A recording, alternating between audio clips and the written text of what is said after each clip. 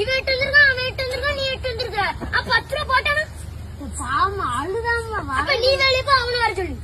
அது நீ வாழ அப்படி வெளியே போ. அவன் வரைய கூடாது சொல்லிட்டேன். அள்ளி வாழ பாத்து அடிச்சு விடுவாங்க. இன்னும் அப்ப ஏன் வெளியே போ, அவனுக்கு தான் அவன் வரட்டா போ. நீ வெளியே போ, நீ வாழ. நாளைக்கு போனேன். அப்ப நீ தானே அவனை வர சொல்லுது, அவன் கிடையவே கிடையாது. அழுதாமல என்ன பண்ணிட்டு போட்டு அப்ப அவனை போய் தக்காளி எல்லாம் என்ன பண்ணி மதிக்க முடிக்கிறீங்க அன்னைக்கு மட்டும் என்னையே